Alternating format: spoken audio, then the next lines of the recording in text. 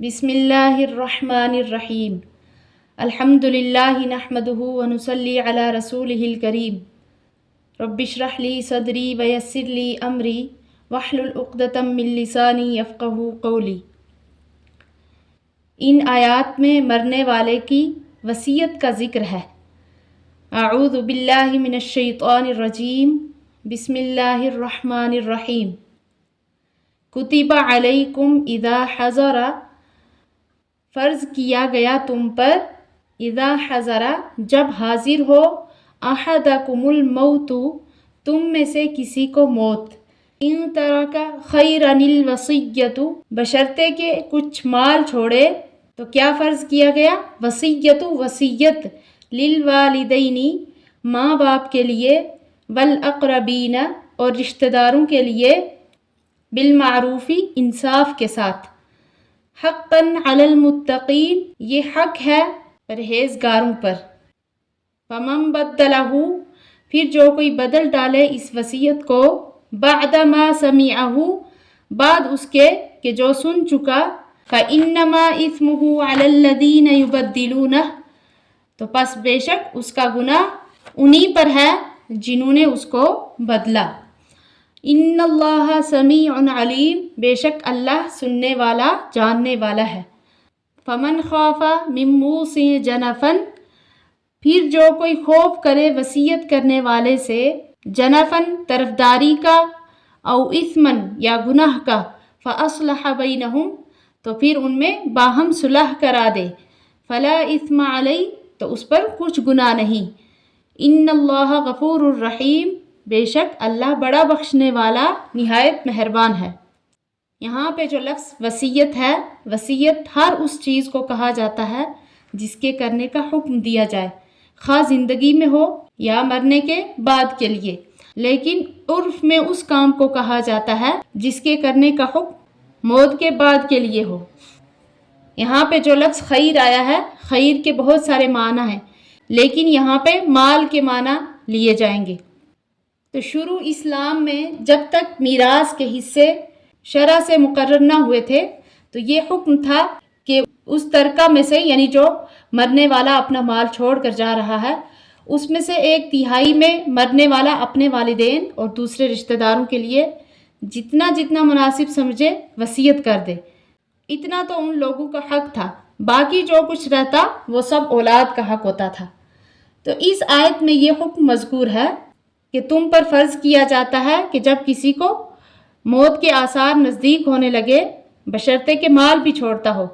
تو وہ اپنے والدین اور دیگر رشتہ داروں کے لیے معقول طور پر، یعنی جو چھوڑ کر جا رہا ہے اس میں سے 1/3 سے زیادہ نہ ہو، کچھ بدلا جائے، اس کا نام وصیت ہے۔ تو اب اس آیت میں جو وصیت کرنا اس مرنے والے پر فرض کیا ہے جو کچھ مال چھوڑ کر وہ مر رہا ہے، اس حکم کے 3 جز ہیں۔ ایک یہ کہ مرنے والے کے ترکہ میں اولاد کے سوا کسی دوسرے وارث کے حصے مقرر نہیں ہیں، ان کے حصوں کا متعین کرنا مرنے والے کی وصیت کی بنیاد پر ہوگا۔ دوسرے یہ کہ ایسے رشتہ داروں کے لیے وصیت کرنا مرنے والے پر فرض ہے۔ تیسرے یہ کہ 1/3 مال سے زیادہ کی وصیت جائز نہیں۔ اب ان تینوں احکام میں سے پہلا حکم، یعنی مرنے والے کو جو مال چھوڑ کر جا رہا ہے اس میں اولاد کے سوا کسی دوسرے وارث کے حصے مقرر نہیں ہیں، ان کے حصوں کا متعین کرنا مرنے والے کی وصیت کی بنیاد پر ہوگا۔ تو یہ حکم اکثر صحابہ رضی اللہ عنہم اور تابعین رحمۃ اللہ علیہ کے نزدیک میراث کی آیت سے منسوخ ہو گیا، اور وہ کون سی آیت ہے؟ للرجال نصیب مما ترک الوالدان والاقربون وللنساء نصیب مما ترک الوالدان والاقربون مما قل منہ او کثر نصیبا مفروضا۔ اس آیت نے اس کو منسوخ کر دیا۔ جو دوسرا جز ہے کہ اپنے رشتہ داروں کے لیے وصیت کرنا مرنے والے پر فرض ہے، تو یہ بھی باجماع امت منسوخ ہے، اور اس کو منسوخ کرنے والی وہ حدیث متواتر ہے جس کا اعلان رسول کریم صلی اللہ علیہ وسلم نے حجۃ الوداع کے خطبہ میں تقریباً 1.5 لاکھ صحابہ کے سامنے فرمایا کہ ان اللہ اعطی لکل ذی حق حقہ فلا وصیۃ لوارث، کہ اللہ تعالیٰ نے ہر ایک حق والے کو اس کا حق خود دے دیا ہے، اس لیے اب کسی وارث کے لیے وصیت جائز نہیں۔ تو اس لیے حاصل اس حدیث کا یہ ہے کہ اللہ تعالیٰ نے وارثوں کے حصے خود مقرر فرما دیے ہیں، اس لیے اسے وصیت کرنے کی ضرورت نہیں، بلکہ وارث کے حق میں وصیت کرنے کی اجازت بھی نہیں۔ ہاں اگر دوسرے ورثاء اس وصیت کی اجازت دے دیں تو جائز ہے۔ اور تیسرا جز جو تھا کہ 1/3 مال سے زیادہ کی وصیت جائز نہیں، تو یہ بالاتفاق امت اب بھی باقی ہے۔ ہاں وارثوں کی اجازت سے 1/3 سے زیادہ کی بلکہ پورے مال کی بھی وصیت جائز اور قابل قبول ہے۔ تو معلوم ہوا کہ اب جن رشتہ داروں کے حصے قرآن کریم نے خود مقرر کر دیے ہیں ان کے لیے اب وصیت واجب نہیں، بلکہ اجازت کے بغیر دوسرے وارثوں کے جائز بھی نہیں۔ البتہ جو رشتہ دار شرعی وارث نہیں ان کے لیے وصیت کرنے کی اجازت 1/3 مال تک ہے۔ تو اس آیت میں مرنے والا اپنا جو مال چھوڑ کر جا رہا ہے اس کے متعلق جو وصیت کرنا ضروری تھا تو یہ منسوخ ہو گیا، لیکن جس شخص کے ذمے دوسرے لوگوں کے حقوق واجب ہوں یا اس کے پاس کسی کی امانت رکھی ہو تو اس پر ان تمام چیزوں کی ادائیگی کے لیے وصیت واجب ہے۔ رسول اللہ صلی اللہ علیہ وسلم نے ایک حدیث میں فرمایا کہ جس شخص کے ذمے کچھ لوگوں کے حقوق ہوں اس پر 3 راتیں ایسی نہیں گزرنی چاہیے کہ اس کی وصیت لکھی ہوئی اس کے پاس موجود نہ ہو۔ آگے فرماتے ہیں اللہ تعالیٰ یا ایھا الذین آمنوا کتب علیکم الصیام، کہ اے ایمان والو فرض کیے گئے تم پر روزے، کما کتب علی الذین من قبلکم لعلکم تتقون، جیسے کہ فرض کیے گئے ان لوگوں پر جو تم سے پہلے تھے تاکہ تم پرہیزگار ہو جاؤ۔ ایاما معدودات، یہ چند روز ہیں گنے چنے، فمن کان منکم مریضا، پس جو تم میں سے بیمار ہو، او علی سفر، یا مسافر ہو، فعدۃ من ایام اخر، تو ان پر ان کی گنتی ہے دوسرے دنوں سے۔ وعلی الذین یطیقونہ فدیۃ طعام مسکین، اور جن کو طاقت ہے روزہ کی تو ان کے ذمہ بدلہ ہے ایک فقیر کا کھانا۔ فمن تطوع خیرا فہو خیر لہ، پھر جو کوئی خوشی سے کرے نیکی تو اچھا ہے اس کے لیے۔ وَأَن تَصُومُوا خَيْرٌ لَكُمْ، اور اگر روزہ رکھو تو بہتر ہے تمہارے لیے، إِن كُنتُمْ تَعْلَمُونَ، اگر تم سمجھ رکھتے ہو۔ صوم کے لفظی معنی امساک یعنی رکنے اور بچنے کے ہیں، اور اصطلاح شرع میں کھانے پینے اور عورت سے مباشرت کرنے سے رکنے اور باز رہنے کا نام صوم ہے۔ روزے کی فرضیت کا حکم مسلمانوں کو ایک خاص مثال سے دیا گیا ہے۔ حکم کے ساتھ یہ بھی ذکر فرمایا کہ یہ روزے کا فرض ہونا کچھ تمہارے ساتھ خاص نہیں، بلکہ پچھلی امتوں میں بھی روزے فرض کیے گئے تھے۔ تو اس سے روزے کی خاص اہمیت بھی معلوم ہوئی اور مسلمانوں کی دل جوئی کا بھی انتظام کیا گیا کہ روزہ اگرچہ مشقت کی چیز ہے مگر یہ مشقت تم سے پہلے بھی سب لوگ اٹھاتے آئے ہیں، کیونکہ ایسا ہوتا ہے کہ مشقت میں اگر بہت سے لوگ مبتلا ہوں تو وہ ہلکی معلوم ہونے لگتی ہے، تو اس لیے اللہ تعالیٰ نے پچھلی امتوں کا بھی ذکر فرمایا۔ قرآن کریم کے الفاظ یہ جو الذین من قبلکم ہیں یہ عام ہے، حضرت آدم علیہ السلام سے لے کر حضرت خاتم الانبیاء صلی اللہ علیہ وسلم تک کی تمام شریعتوں اور امتوں کو شامل ہے۔ تو اس سے معلوم ہوا کہ جس طرح نماز کی عبادت سے کوئی شریعت اور کوئی امت خالی نہیں رہی، اسی طرح روزہ بھی ہر شریعت میں فرض رہا ہے۔ تو اس آیت میں یہ جو بتلایا کہ پچھلی امتوں پر بھی روزے فرض کیے گئے تھے، تو اس سے یہ لازم نہیں آتا کہ پچھلی امتوں کے روزے تمام حالات اور صفات میں مسلمانوں ہی کے روزوں کے برابر ہوں۔ مثلا روزوں کی تعداد، روزوں کے اوقات کی حد مقرر اور یہ کہ کن ایام میں رکھے جائیں، ان امور میں اختلاف ہو سکتا ہے۔ لعلکم تتقون میں اشارہ ہے کہ تقوی کی قوت حاصل کرنے میں روزہ کو بڑا دخل ہے، کیونکہ روزہ سے اپنی خواہشات کو قابو میں رکھنے کا ایک ملکہ پیدا ہوتا ہے، وہی تقوی کی بنیاد ہے۔ فمن کان منکم مریضا، مریض سے مراد وہ مریض ہے جس کو روزہ رکھنے سے ناقابل برداشت تکلیف پہنچے یا بیماری بڑھ جانے کا قوی اندیشہ ہو۔ او علی سفر، یہاں لفظ مسافر کے بجائے علی سفر کا لفظ اختیار فرما کر کئی اہم مسائل کی طرف اشارہ فرما دیا۔ اول یہ کہ مطلقاً لغوی سفر یعنی اپنے گھر اور وطن سے باہر نکل جانا روزہ میں رخصت سفر کے لیے کافی نہیں، بلکہ سفر کچھ لمبا ہونا چاہیے۔ مگر یہ حد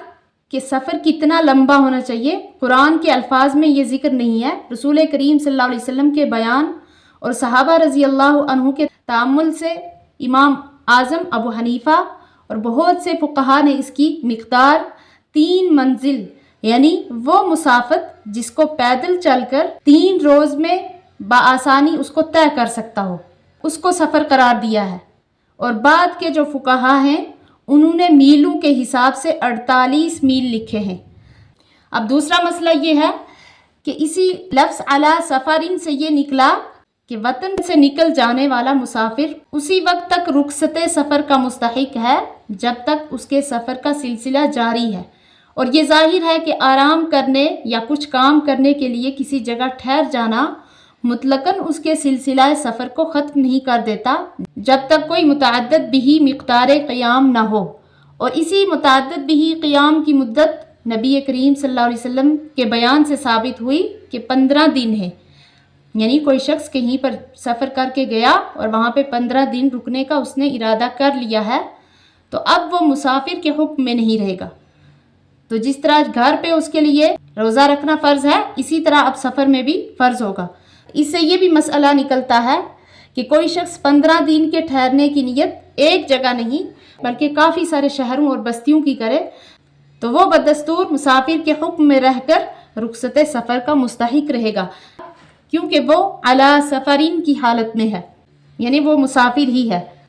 فعدۃ من ایام اخر، یعنی مریض اور مسافر کو اپنے فوت شدہ روزوں کی گنتی کے مطابق دوسرے دنوں میں روزے رکھنا واجب ہے، اور یہ واجب اس وقت ہوگا جب بیمار صحت یاب ہو جائے اور مسافر مقیم ہو جائے۔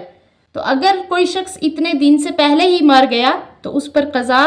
یا فدیے کی وصیت کرنا لازم نہیں ہوگی۔ یہاں پہ جو عدۃ من ایام اخر ہے تو چونکہ اس آیت میں ترتیب کی کوئی قید مقرر نہیں ہے بلکہ عام اختیار ہے، اس لیے اگر کوئی شخص جس کے رمضان کے شروع کے 10 روزے قضا ہو گئے ہوں وہ 10ویں یا 9ویں روز کی قضا پہلے کرے اور جو شروع کے روزے ہیں اس کی بعد میں کر لے تو اس میں بھی کچھ حرج نہیں۔ اسی طرح اگر چھوڑ کے اس کی قضا کرتا رہے تو بھی جائز ہے، کیونکہ عدۃ من ایام اخر میں اس کی گنجائش ہے۔ اب یہ جو آیت ہے وَعَلَى الَّذِينَ يُطِيقُونَهُ کہ وہ لوگ جو طاقت رکھتے ہیں روزے کی لیکن کسی وجہ سے وہ نہیں رکھتے یا ان کا دل نہیں چاہتا، تو ان کے لیے بھی یہ گنجائش ہے کہ وہ روزے کے بجائے روزے کا فدیہ صدقہ کی صورت میں ادا کر دے، اور اس کے ساتھ اتنا فرما دیا کہ وَأَن تَصُومُوا خَيْرٌ لَكُمْ، یعنی تمہارے لیے بہتر یہی ہے کہ روزہ ہی رکھو۔ تو یہ جو حکم ہے یہ اسلام کے شروع میں تھا کہ جب نئے مسلمان تھے ان لوگوں کو اسلام کے اندر پختہ کرنا مقصود تھا۔ اس کے بعد جو آنے والی آیت ہے کہ فَمَن شَهِدَ مِنكُمُ الشَّهْرَ فَلْيَصُمْ، تو اس سے یہ حکم عام لوگوں کے حق میں منسوخ کر دیا گیا، صرف ایسے لوگوں کے حق میں اب بھی باجماع امت باقی رہ گیا جو بہت بوڑھے ہوں یا ایسے بیمار ہوں کہ اب صحت کی بھی امید نہیں رہی، تو اب یہ وَعَلَى الَّذِينَ يُطِيقُونَهُ سب کے حق میں یہ آیت منسوخ ہو گئی ہے، یعنی جو اب روزے کی طاقت رکھتے ہوں تو ان کو ہر حالت میں روزہ رکھنا ہی ہوگا۔ حضرت معاذ بن جبل رضی اللہ عنہ کی ایک طویل حدیث میں ہے کہ نماز کے معاملات میں بھی ابتدائے اسلام میں 3 تبدیلیاں ہوئیں اور روزے کے معاملے میں بھی 3 تبدیلیاں ہوئیں۔ روزے کی 3 تبدیلیاں یہ ہیں کہ رسول اللہ صلی اللہ علیہ وسلم جب مدینہ طیبہ میں تشریف لائے تو ہر مہینہ میں 3 روزے اور 1 روزہ یوم عاشوراء یعنی 10ویں محرم کا رکھتے تھے۔ پھر رمضان کی فرضیت نازل ہو گئی، کتب علیکم الصیام کہ فرض کیے گئے تمہارے اوپر روزہ، تو یہ حکم یہ تھا کہ ہر شخص کو اختیار ہے کہ روزہ رکھ لے یا فدیہ دے دے، اور روزہ رکھنا بہتر اور افضل ہے۔ تو پھر اس کے بعد اللہ تعالیٰ نے دوسری آیت فَمَن شَهِدَ مِنكُمُ الشَّهْرَ فَلْيَصُمْ نازل فرما دی، تو اس آیت نے تندرست اور قوی کے لیے یہ اختیار ختم کر کے صرف روزہ رکھنا ہی ضروری کر دیا، مگر بہت بوڑھے آدمی کے لیے یہ حکم باقی رہا کہ وہ چاہے تو فدیہ ادا کر دے۔ یہ تو 2 تبدیلیاں ہوئیں۔ تیسری تبدیلی یہ ہوئی کہ شروع میں افطار کے بعد کھانے پینے اور اپنی خواہش پورا کرنے کی اجازت صرف اس وقت تک تھی جب تک آدمی سوئے نہیں۔ جب سو گیا تو دوسرا روزہ شروع ہو گیا، کھانا پینا وغیرہ سب منع ہو گیا۔ پھر اللہ تعالیٰ نے آیت احل لکم لیلۃ الصیام الرفث، یہ آیت نازل فرما کر یہ آسانی عطا فرما دی کہ اگلے دن کی صبح صادق تک کھانا پینا وغیرہ سب جائز ہیں۔ سو کر اٹھنے کے بعد سحری کھانے کو سنت قرار دیا گیا۔ اللہ تعالیٰ ہمیں روزوں کا صحیح حق ادا کرنے والے بنائے، آمین۔